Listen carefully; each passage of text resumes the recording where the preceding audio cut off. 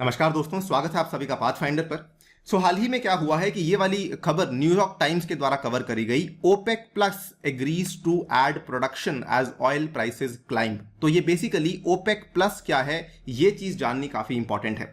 हमने नॉर्मली सुना होता है ओपेक के बारे में, बट अब आपके साथ हम लोग बात करने वाले हैं कि what exactly is the meaning of OPEC plus और दोनों में असल में अंतर क्या है। तो बात करेंगे दोनों ही ऑर्गेनाइजेशंस के बारे में, दोनों में कौन सी मेंबर कंट्रीज हैं, और ऑल्सो उसके बाद आपसे दूसरी इंपॉर्टेंट बात भी करी जाएगी कि असल में जो ऑयल प्राइसेस हैं जो फिलहाल काफी ज्यादा एकदम से बढ़ चुके हैं, उसमें ओपेक प्लस क्या बेसिकली भूमिका यहां पर निभा रहा है। चलिए स्टार्ट करते हैं। यदि आप लोग इस लेक्चर की पीडीएफ को डाउनलोड करना चाहते हैं तो यहां पर दिए गए टेलीग्राम चैनल से कर सकते हैं। इसके अलावा सोशल मीडिया जैसे कि इंस्टाग्राम और ट्विटर पे भी आप मुझे फॉलो कर सकते हैं इस पर्टिकुलर हैंडल के माध्यम से। राइट, तो सबसे पहले तो ओपेक के बारे में जान लीजिए। ओपेक इसकी फुल फॉर्म है organization of the petroleum exporting countries, यानी कि ऐसे देश दुनिया भर में जो कि पेट्रोलियम का एक्सपोर्ट करते हैं, इसको कहा जाता है ओपेक।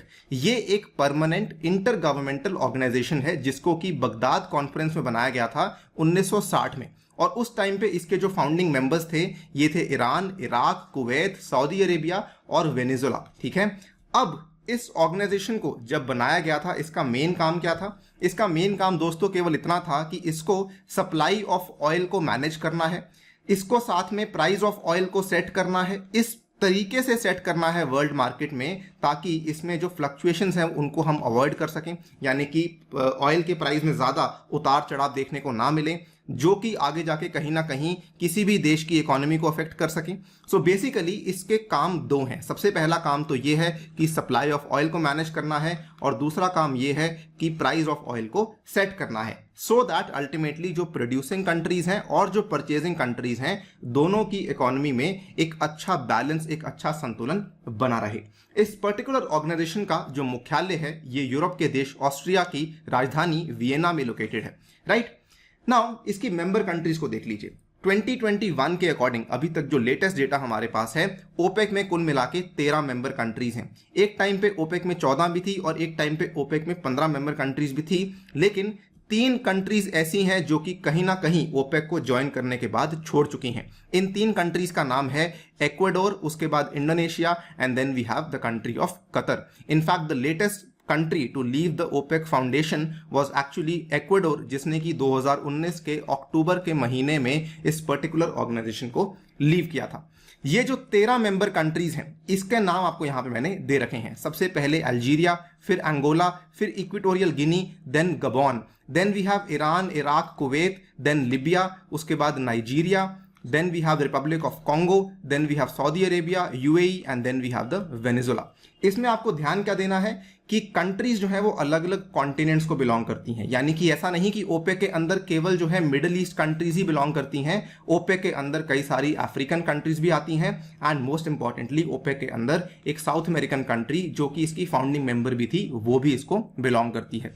गबोन के बारे में ध्यान से देखिए। गबोन एक ऐसी कंट्री थी जिसने कि इसको ज्वाइन तो किया था 1975 में, लेकिन 1995 में इसने इसको छोड़ दिया था, and then once again it joined the organization of OPEC in the year of 2016। अक्सर ऐसे सवाल आपसे पूछे जाते हैं कि असल में ये जो कंट्रीज हैं क्या केवल एक ही कॉन्टिनेंट को बिलोंग करती हैं, तो इसका आपको ध्यान रखना है कि जी नहीं, ये केवल एक कॉन्टिनेंट को बिलोंग नहीं करती हैं। कम से कम 3 डिफरेंट कॉन्टिनेंट्स में आपको ओपेक की मेंबर कंट्रीज देखने को मिल जाती हैं। नाउ सवाल ये आता है जिससे हमने वीडियो को शुरू भी किया था कि ओपेक प्लस क्या चीज है। बेसिकली ऐसी कंट्रीज जो कि नॉन ओपेक हैं लेकिन वो भी क्रूड ऑयल का निर्यात करती हैं, ऐसी कंट्रीज जो कि नॉन ओपेक हैं, यानी कि जो ओपेक वाला संगठन है उसका हिस्सा नहीं है लेकिन क्रूड ऑयल का निर्यात करती हैं, इनको टर्म किया जाता है एज ओपेक प्लस कंट्रीज। और ये ओपेक प्लस कंट्रीज में कौन सी आती हैं? Azerbaijan, Bahrain, Brunei, Kazakhstan, Malaysia, Mexico, Oman, Russia, most important is Russia over here, then South Sudan, and then Sudan. अब ये रेलेवेंट हमारे लिए क्यों है ये मैं आपको वीडियो के एंड में बताऊंगा। इंडिया के साथ ओपेक प्लस कंट्रीज का क्या संबंध है ये भी आपको वीडियो के एंड में बताया जाएगा। कमिंग टू द न्यूज जिससे कि हमने इस वीडियो को स्टार्ट किया था, OPEC plus agrees to add production as oil prices climb. अब बेसिकली क्या हुआ है कि अभी रिसेंटली क्या हुआ कि आपने देखा होगा कि डिमांड में सडनली एक तरीके से इंक्रीज देखने को मिला था जब हमारी अनलॉकिंग स्टार्ट हुई थी, लेकिन उसके बाद इंडिया में कोरोना वायरस के केसेस फिर से आने लग गए थे जब इंडिया में सेकेंड वेव आई, ठीक है, अप्रैल में और मई में। उस टाइम पे सडनली क्या हुआ, डिमांड में थोड़ी सी कटौती देखने को मिलने लगी। ना जब ये डिमांड में कटौती देखने को मिलने लगी थी तो ओपेक और ओपेक प्लस दोनों ने यहां पर ये फैसला ले लिया कि हम जो ऑयल की सप्लाई है उसको कम कर देंगे। जब इन्होंने ऑयल की सप्लाई को कम किया, इमीडिएटली ऑयल के जो प्राइसेस थे वो काफी ज्यादा बढ़ने लग गए थे। जब ये फैसला इनके द्वारा लिया गया था, ऑयल काफी तेजी से बढ़ने लगा और अगर आप देखें केवल इस साल के अंदर अंदर ऑयल का जो प्राइस है वो लगभग 30% से ज्यादा बढ़ चुका है। नाउ अच्छी बात क्या हुई है, as per this particular news जो कि कल ही सामने आई है, OPEC plus agrees to add production. OPEC plus ने यह कहा है that we are agreeing to stick to the existing pace of gradually easing oil supply curbs, यानी कि जो हमने ऑयल सप्लाई के ऊपर कर्व्स लगाए हुए थे उसको हम लोग ग्रेजुअली ईज आउट करने वाले हैं। ये वाली चीज अब ओपेक प्लस के द्वारा यहां पर कह दी गई है। इनफैक्ट अगर आप देखें कि ऑयल के दाम इतने ज्यादा बढ़ चुके थे कि जो ब्रेंट क्रूड है वो $71 पर बैरल को टच कर चुका है। अगर आप देखें ये ब्रेंट क्रूड क्या होता है, तो दोस्तों ब्रेंट क्रूड बेसिकली एक तरीके का ऑयल का ही एक आप ऐसा कह सकते हैं एक ऑयल का ही ग्रेड होता है। As you can see over here, ये वाला सवाल आया था यूपीएससी में 2020 में। The West Texas Intermediate term sometimes found in news refers to a grade of, इसका सही जवाब था क्रूड ऑयल। तो जैसे वेस्ट टेक्सास इंटरमीडिएट है वैसे ही ब्रेंट क्रूड होता है। अब ये बेसिकली अलग अलग ग्रेड्स किस आधार पे बनाए गए हैं, ये अलग अलग ग्रेड्स बनाए गए हैं डिपेंडिंग अपॉन कि उस तेल के अंदर सल्फर की क्वांटिटी कितनी है, कितना गाढ़ा है, कितना पतला है, depending on all these things अलग अलग ग्रेड्स बनाए गए हैं। तो जैसे वेस्ट टेक्सास इंटरमीडिएट एक ग्रेड है क्रूड ऑयल का, उसी तरीके से ब्रेंट क्रूड भी एक ग्रेड है क्रूड ऑयल का। और इसका जो प्राइस था वो अभी ट्यूसडे की बात है $71 को हिट कर चुका था, जो कि इसका अभी तक का हाईएस्ट प्राइस है। आपके सामने ये वाली खबर भी है इकोनॉमिक टाइम्स की, जून 3 की खबर है। Crude oil prices surged with the Brent crude trading above $71 per barrel after OPEC projected demand improvement and tightening of the market.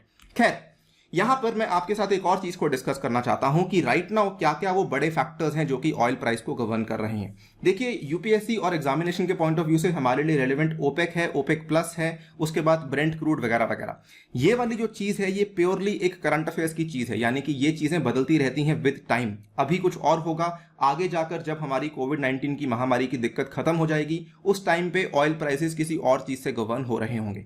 आज के टाइम पे ऑयल प्राइसेस कुल मिला के दो बड़े फैक्टर से गवर्न हो रहे हैं।